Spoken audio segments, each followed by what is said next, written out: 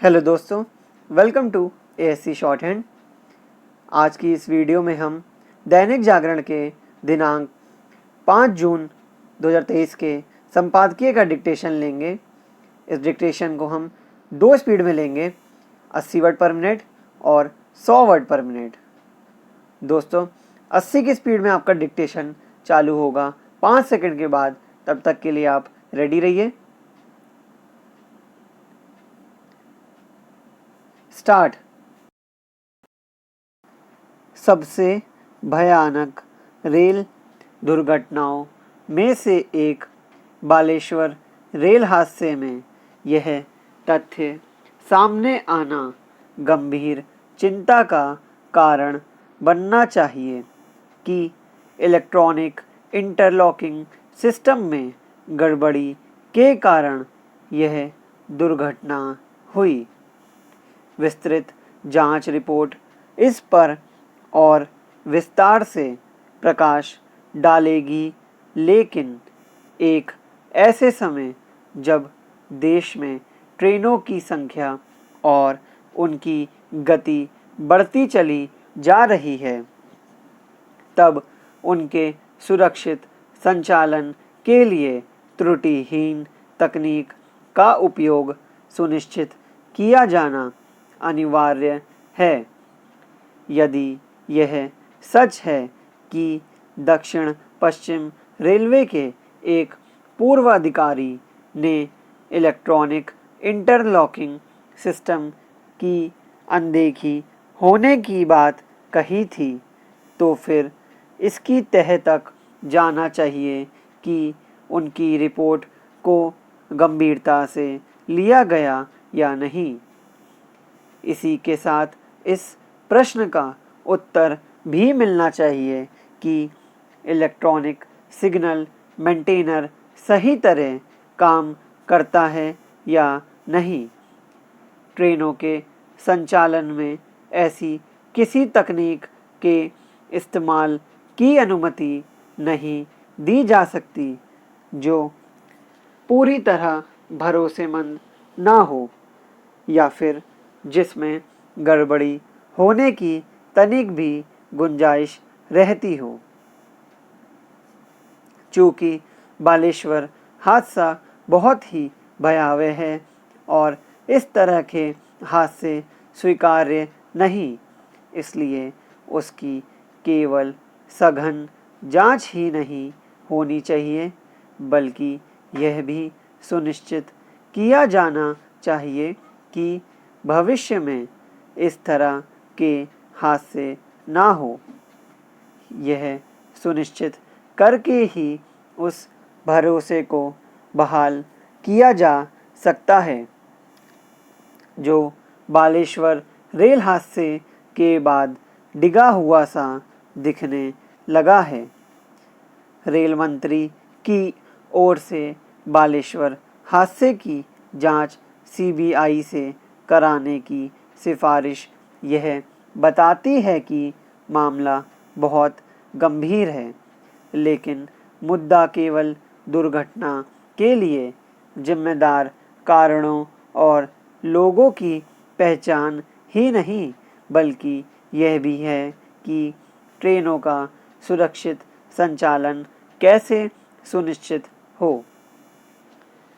इसके लिए ऐसी भरोसेमंद तकनीक विकसित करनी होगी जिसमें ना तो किसी खामी के लिए गुंजाइश रहे और ना ही किसी मानवीय भूल के लिए।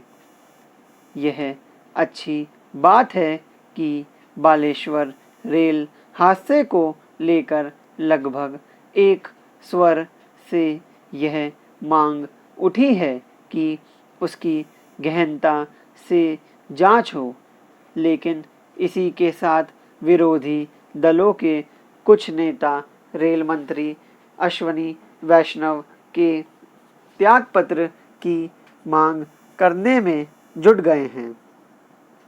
यह मांग करने वालों को अपने आप से यह प्रश्न करना चाहिए कि क्या रेल मंत्री का त्यागपत्र उन कारणों का निवारण करने में सहायक सिद्ध होगा, जिनके चलते इतना बड़ा हादसा हुआ और जिसमें 275 रेल यात्री मारे गए और 1000 के करीब घायल हो गए। यह विडंबना ही है कि अश्वनी वैष्णव से त्यागपत्र मांगने वालों में वे पूर्व रेल मंत्री भी हैं, जिनके समय भी बड़े रेल हादसे हुए और तब उन्होंने त्यागपत्र देने की कोई आवश्यकता नहीं समझी।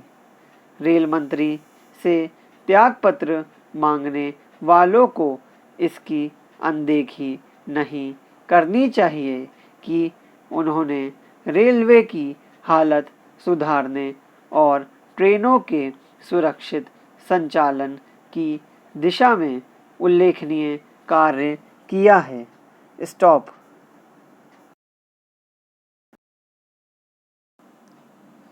दोस्तों, इसी डिक्टेशन को अब हम 100 वर्ड पर मिनट की स्पीड से लेंगे और आपका समय चालू होगा 5 सेकंड के बाद। तब तक के लिए आप रेडी रहिए।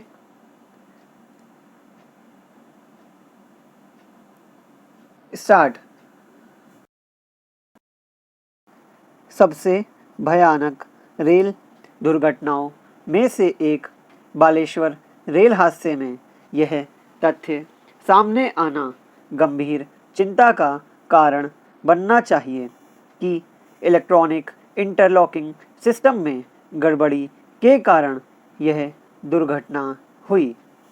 विस्तृत जांच रिपोर्ट इस पर और विस्तार से प्रकाश डालेगी, लेकिन एक ऐसे समय जब देश में ट्रेनों की संख्या और उनकी गति बढ़ती चली जा रही है, तब उनके सुरक्षित संचालन के लिए त्रुटिहीन तकनीक का उपयोग सुनिश्चित किया जाना अनिवार्य है। यदि यह सच है कि दक्षिण पश्चिम रेलवे के एक पूर्व अधिकारी ने इलेक्ट्रॉनिक इंटरलॉकिंग सिस्टम की अनदेखी होने की बात कही थी, तो फिर इसकी तह तक जाना चाहिए कि उनकी रिपोर्ट को गंभीरता से लिया गया या नहीं। इसी के साथ इस प्रश्न का उत्तर भी मिलना चाहिए कि इलेक्ट्रॉनिक सिग्नल मेंटेनर सही तरह काम करता है या नहीं। ट्रेनों के संचालन में ऐसी किसी तकनीक के इस्तेमाल की अनुमति नहीं दी जा सकती जो पूरी तरह भरोसेमंद ना हो या फिर जिसमें गड़बड़ी होने की तनिक भी गुंजाइश रहती हो।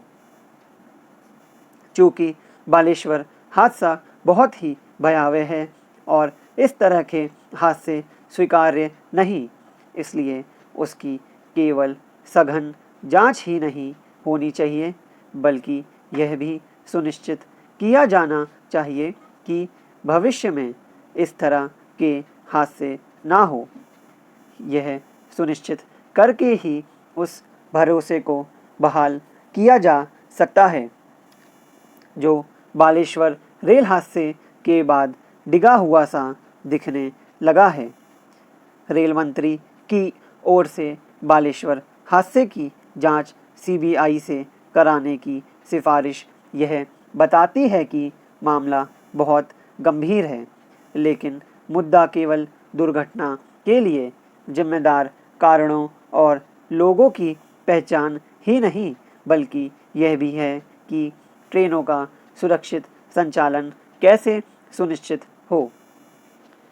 इसके लिए ऐसी भरोसेमंद तकनीक विकसित करनी होगी जिसमें ना तो किसी खामी के लिए गुंजाइश रहे और ना ही किसी मानवीय भूल के लिए। यह अच्छी बात है कि बालेश्वर रेल हादसे को लेकर लगभग एक स्वर से यह मांग उठी है कि उसकी गहनता से जांच हो, लेकिन इसी के साथ विरोधी दलों के कुछ नेता रेल मंत्री अश्वनी वैष्णव के त्यागपत्र की मांग करने में जुट गए हैं। यह मांग करने वालों को अपने आप से यह प्रश्न करना चाहिए कि क्या रेल मंत्री का त्यागपत्र उन कारणों का निवारण करने में सहायक सिद्ध होगा जिनके चलते इतना बड़ा हादसा हुआ और जिसमें 275 रेल यात्री मारे गए और 1000 के करीब घायल हो गए।